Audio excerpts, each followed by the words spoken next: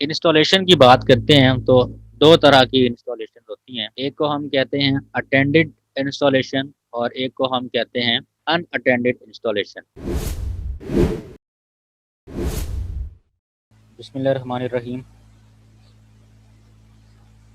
Dear students, this is our last topic of this network system administration course, which is Windows Deployment Services. Windows Deployment Services को हम in short WDS भी कहते हैं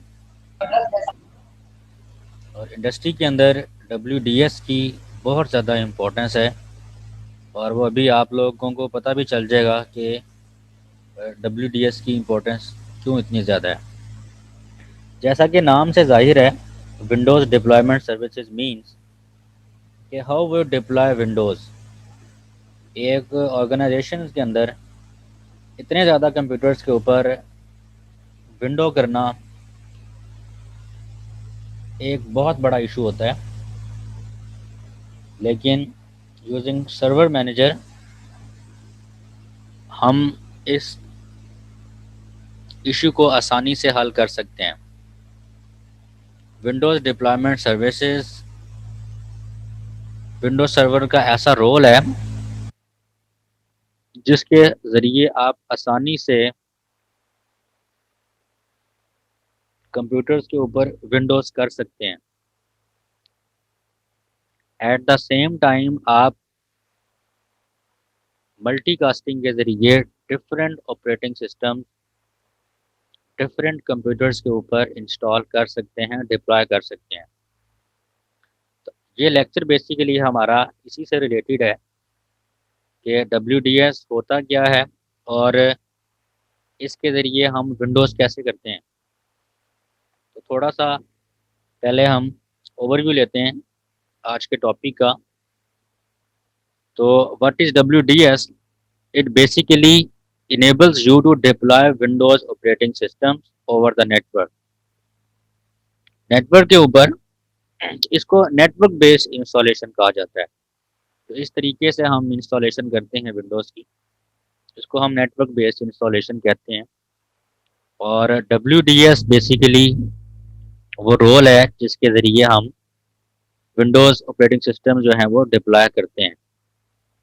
that means कि आपके पास अब physically USB drive या आप कह लेंगे CD DVD की ज़रूरत नहीं है कि आप हर कंप्यूटर पे फिज़िकली जाके विंडोज़ को इंस्टॉल करें। बहुत ही अच्छा रोल है और बहुत ज़्यादा यूज़ होने वाला रोल है ऑर्गेनाइजेशन के अंदर। जो लोग इंडस्ट्री के अंदर हैं उनको थोड़ा बहुत शायद आइडिया हो इस चीज़ का कि हम इसको बहुत ज़्यादा जो है वो यूज़ करते हैं। ओके, जब भी हम इंस्टॉलेशन की बात करते हैं तो दो तरह की इंस्टॉलेशन होती हैं। एक को हम कहते हैं अटेंडेड इंस्टॉलेशन और एक को हम कहते हैं अनअटेंडेड इंस्टॉलेशन। अक्सर जगहों पे इसका नाम थोड़ा सा चेंज भी है, यानी कि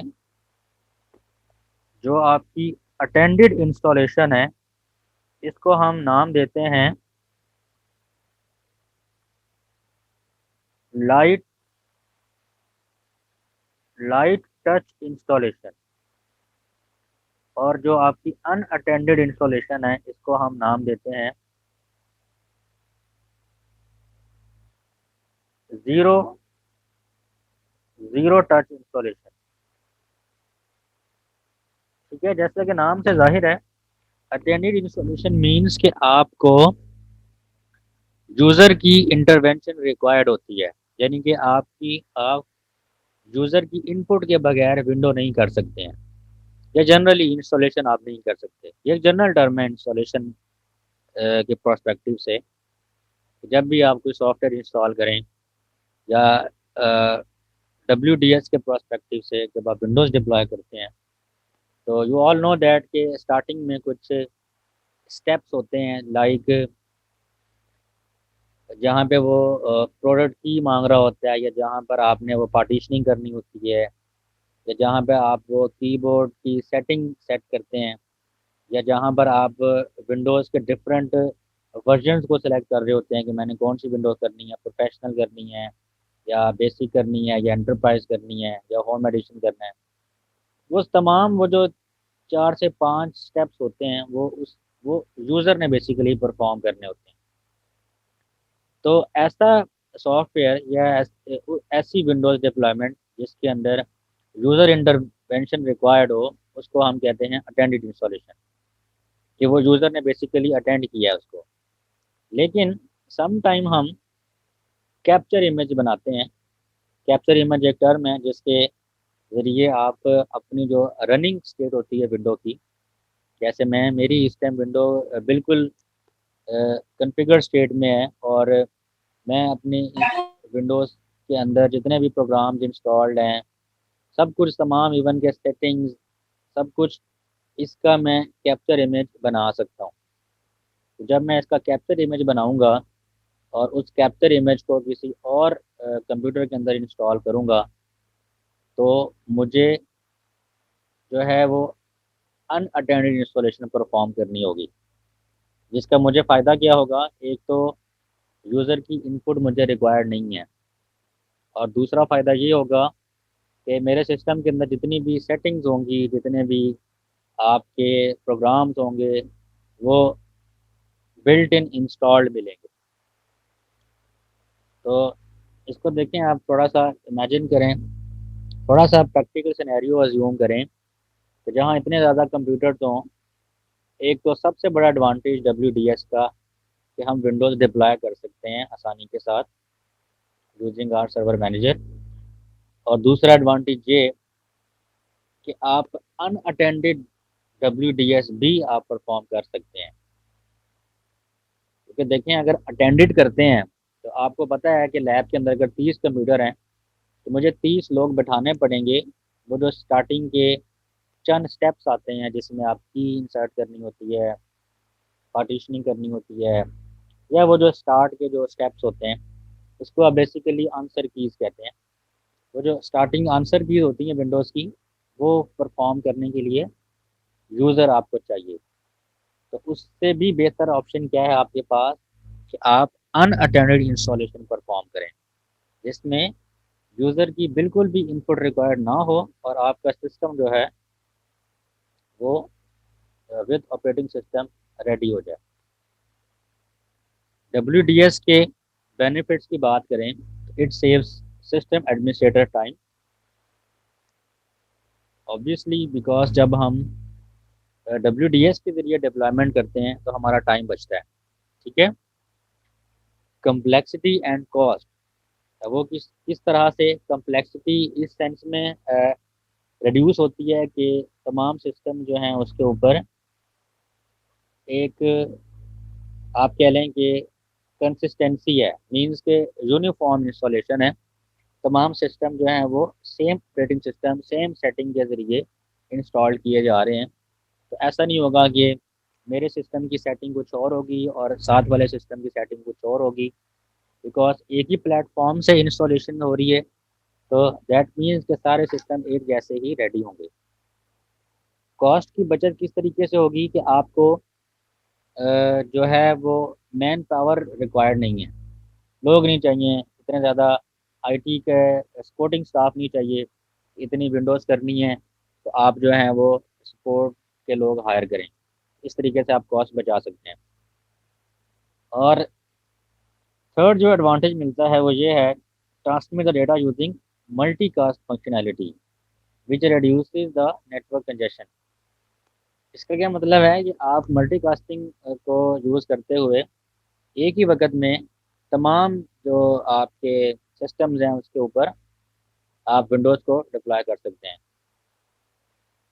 और चौथा बेनिफिट ये है कि allows you to create a reference image of a computer using its image capture विजेट। तो इमेज कैप्चरिंग के ज़रिए आप एक रेफरेंस इमेज बना सकते हैं। रेफरेंस इमेज क्या होता है बेसिकली कि आप एक रनिंग विंडोज़ का इमेज क्रिएट करें और उस इमेज को आप किसी भी और सिस्टम के ऊपर जाके लोड कर दें।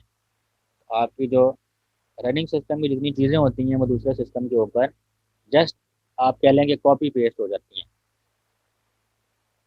इसके अलावा WDS के ज़रिए हम ड्राइवर पैकेजेस भी इंस्टॉल कर सकते हैं।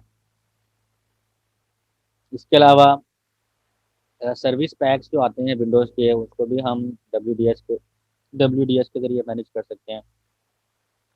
विंडोज़ की जो अपनी अपडेट्स होती हैं उनको भी हम मैनेज कर सकते हैं और ड्राइवर्स को भी हम मैनेज कर सकते हैं। तो WDS के बेसिकली एडवांटेजेस हैं। प्री रेक्विजिट की अगर बात करूं, यानी कि in order to apply WDS in an organization, what we must have, number one is ADDS, Active Directory Domain Services।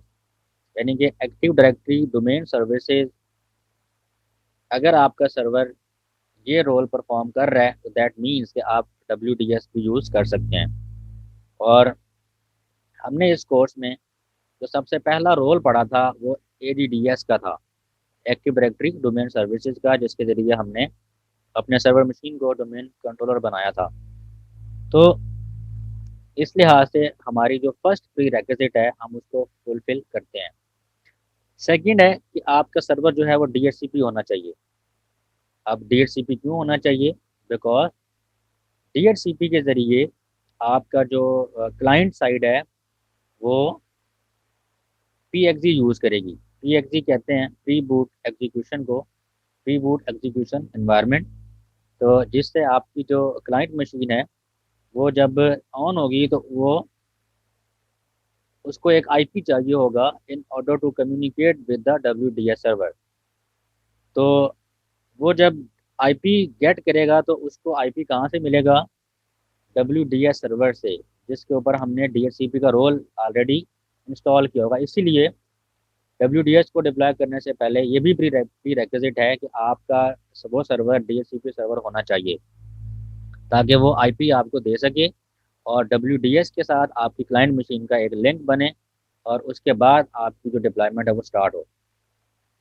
Third number पर आता है DNS। तो you must have a working DNS server on the network. ठीक है, ताकि जो IP और name resolving का काम है वो भी आपका परफॉर्म हो सके। तो आजकल जितने भी हम इंस्टॉलेशन करते हैं सर्वर की, आप लोगों ने देखा होगा कि हमने पूरे इस कोर्स के अंदर खुद से DNS सर्वर हमने खुद से इंस्टॉल कहीं भी नहीं किया। जब हम लोगों ने ADDS का रोल ऐड करवाया, उसके साथ ही DNS का रोल ऑटोमेटिकली ऐड हो गया था और फाइल सर्वर का रोल भी ऑटोमेटिकली ऐड हो जाता है। फाइल सर्वर, DNS, ये ADDS के साथ ही इंस्टॉल हो जाते हैं, आपको अलग से इंस्टॉल नहीं करने पड़ते। NTFS वॉल्यूम चाहिए। NTFS वॉल्यूम, WDS जो है उसके लिए NTFS वॉल्यूम चाहिए होता है। FAT32 के ऊपर WDS जो है वो सपोर्ट नहीं करता। तो आप सबको पता है आजकल जितनी भी स्टोरेजेस आ रही हैं वो सारी NTFS बेस्ड हैं। और लास्ट में वो कह रहा है कि आपके पास क्रीडेंशियल्स होने चाहिए, यानी कि you must have administrative rights in order to perform WDS। तो देख सकते हैं आप कि अगर इन सारी प्री रेक्विजिट्स को देखा जाए तो क्या हमारे पास सर्वर के ऊपर ये तमाम प्री रेक्विजिट्स मौजूद हैं। ADDS का रोल हम लोगों ने स्टार्ट में पढ़ा। DHCP just after the mid exam हम लोगों ने DHCP सर्वर बनाना सीखा था और वो भी इम्प्लीमेंटेड है। DNS भी है, NTFS भी है और हमारे पास एडमिनिस्ट्रेटिव राइट्स भी हैं। तो हम आसानी के साथ WDS जो है वो डिप्लॉय कर सकते हैं।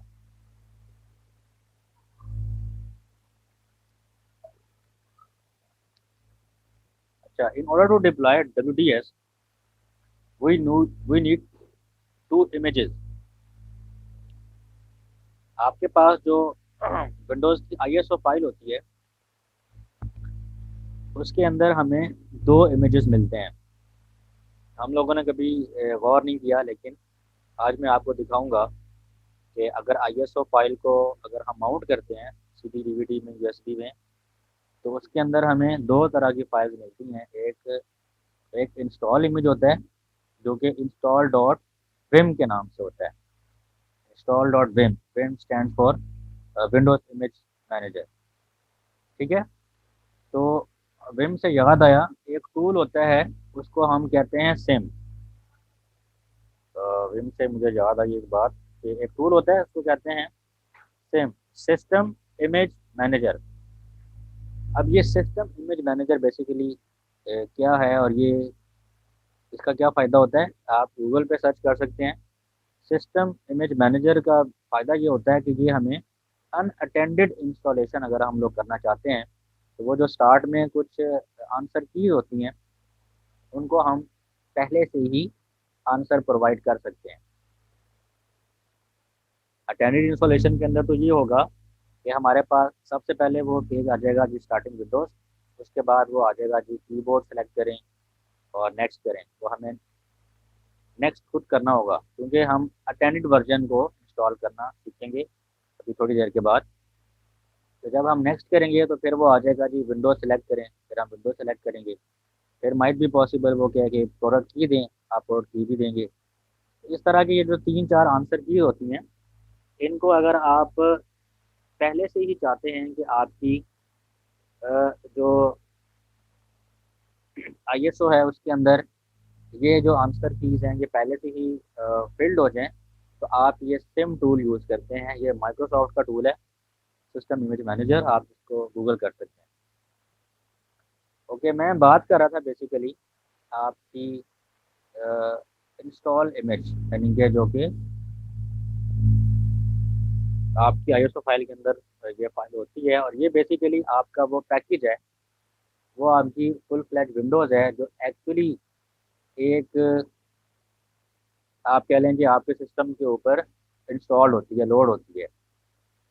अब जो दूसरी फाइल होती है, उससे आपको क्लियर होगा कि इन दोनों फाइल्स में क्या फ़र्क होता है।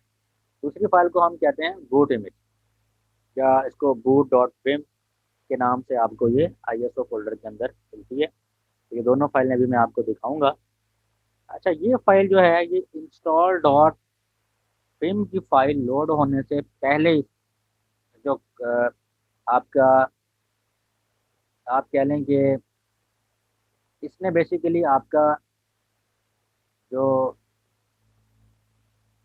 पीएक्सजी बूट है उसको बेसिकली इनेबल करने, और प्री बूट एग्जीक्यूशन इन्वायरमेंट जो है वो उसने बनाना है, ताकि आपकी जो इंस्टॉल डॉट विम वाली फाइल है वो आसानी के साथ लोड हो और आपके ऑपरेटिंग सिस्टम जो है वो उस पर इंस्टॉल हो।